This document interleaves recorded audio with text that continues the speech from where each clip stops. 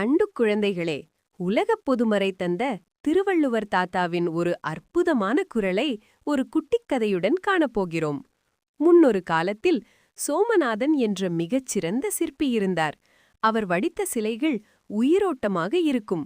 அவரது கலைத்திறமையை பாராட்டி அரசரும் மக்களும் பல பரிசுகளை வழங்கினர். காலப்போக்கில் சோமநாதனுக்கு ஒரு கர்வம் வந்தது. நானே படைப்பாளி, என் கைகள் நினைத்தால் கல்லும் பைசும், எனக்கெதற்கு ஒரு தெய்வம் என்று எண்ணினார். அவர் ஒருமுறை தனது கலைத்திறமையை உலகிற்கே பறைசாற்ற விரும்பினார். ஒரு பெரிய பாறையில் மிக அழகான உருவம் ஒன்றை செதுக்கினார். அந்த கல்லுக்கு கண்கள் வைத்தார், காதுகள் வைத்தார், வாய் வைத்தார். பார்ப்பதற்கு அப்படியே ஒரு பெண் நிற்பது போலவே இருந்தது.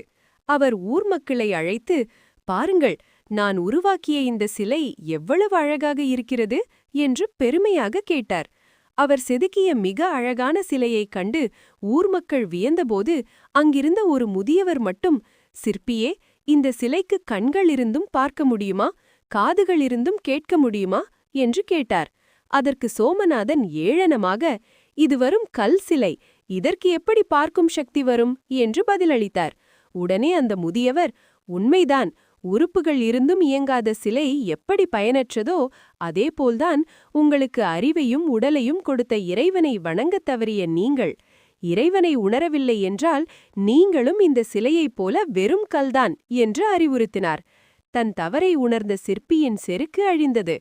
இதையே வள்ளுவர் தாத்தா தன் குரலில், கோளில் பொறியின் குணமிலவே என் குணத்தான் தாளை வணங்காத் தலை, அதாவது கேட்காத செவி, பார்க்காத கண் என ஐம்பொறிகள் தன் தன்மையற்று இருந்தால் எப்படி பயனில்லையோ அதுபோலவே எண் குணங்களை உடைய இறைவனின் திருவடிகளை வணங்காதவனுடைய தலை ஒரு பயனும் இல்லாததே ஆகும். நன்றி குழந்தைகளே. மீண்டும் அடுத்த குரலில் சந்திப்போம்.